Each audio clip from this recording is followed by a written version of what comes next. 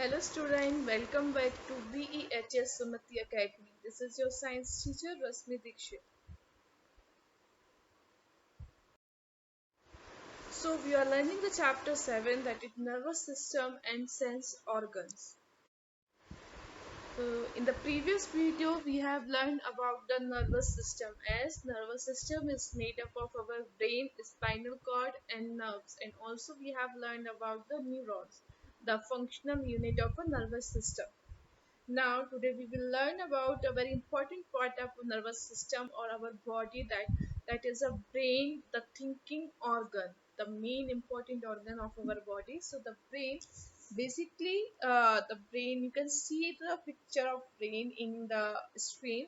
So the brain is the most delicate organ of the body. It is the most delicate organ of our body, and in the previous chapter also I have when we have learned about the bones and all the things. So this brain is protected by the skull. Okay, basically this brain is protected by the skull, and there is a liquid within and around the brain. There's a liquid within and around the brain, and a spinal cord which is worked like a cushion, as the shock absorbers. We have seen the cushions at our home. And if we will talk about the weight of a human being, so normally the human brain's weight is 1.4 kg. Normally the weight of a human brain is 1.4 kg. Now if we will talk about the parts of a brain, so basically our brain has three parts. That is first is cerebrum, that is also called as big brain. Next is cerebellum, which is also called as a small brain, and third one is medulla oblongata. Okay, medulla oblongata. Now first part of brain, that is big brain and cerebrum. Okay, cerebrum. So as in the picture you can see this big brain, where it is situated in our brain part. So first thing, it is the largest part of our brain. Okay, cerebrum is the largest part of our brain, and it is also called as a big brain. It is made up of some ridges and furrows. Okay, it is made up of ridges and furrows. So what is ridges? Means ridges in the function of ridges in the mind, it increases the surface area of cerebrum. Okay, the function of ridges in the mind, it increases the surface area of cerebrum, so the number of neurons can accumulate. Okay, as we have learned about the neurons is the functional unit of the nervous system. So number of neurons we have in our mind, so we can say that more capacity to adapt the new things or to respond to the new things. And about, if we will talk about the furrows, so it is a deep line in the skin. It is called as a deep line in the skin. Okay, now if we will more talk about the cerebrum, so it is a dome shaped and has two hemispheres, the left hemisphere and the right hemisphere. Okay, and it helps us to think, learn and remember. Okay, this part of brain allow us to help us to think some things, learn and remember. And different areas control different parts of our body. So this is the function of cerebrum of our brain. Now we will move to the next part of our brain, that is small brain or cerebellum. Okay, uh, now in the picture you can see the position of cerebellum in our brain.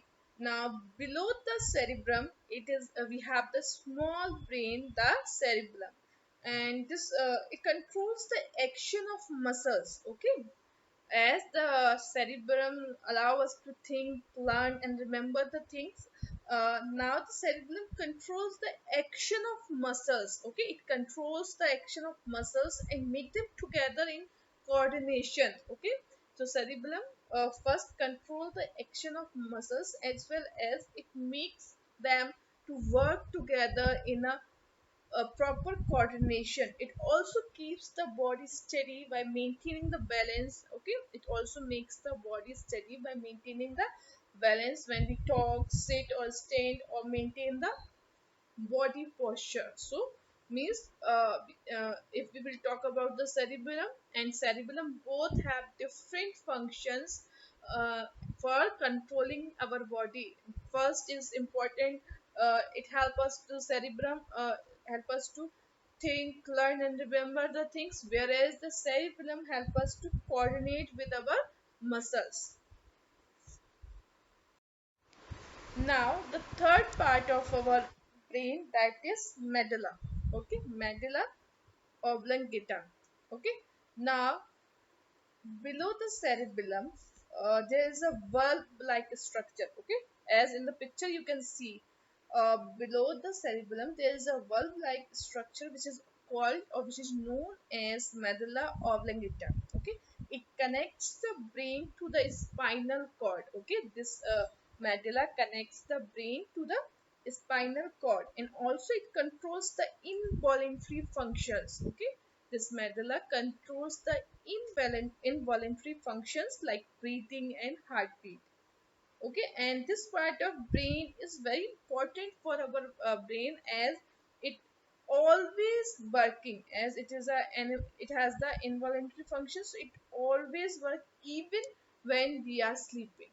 Okay, medulla is active in our body for whole time even when we are sleeping. Now if we will talk about the working function, means how our mind think and how it respond to the actions. First, if we will talk about the conduction of signals, so first, stimulus means stimulus, we can say when we get some excitement or some response, or we can say as example, if we have heard a phone ring, if we have heard a phone ring. Now when we heard the phone ring, first this signal goes to the spinal cord. Okay, first this signal goes to the spinal cord, then spinal cord gives this signal to our brain. Okay, when after conduction this message in the brain, again spinal cord receive the response from the brain, then through the spinal cord this response sent to the effective organs. Means if we have heard the ring, means now our ear will be the effective organs. Now spinal cord gives the signal to the effective organs, then according to the effectiveness or according to the response, our effective organs gives the response. Means when the phone has started ringing, so when our ear got the signal from back from the spinal cord, then we got that we are hearing some ringtone from the phone. So this is the conduction of signal in our mind or in the nervous system with the help of brain as well as spinal cord. So in this chapter, means in this video, for today it is enough. We will meet in the next video. So till you have to listen this video very carefully. It is very important topic for our body part as well as, and also read this chapter from your book. Till thank you.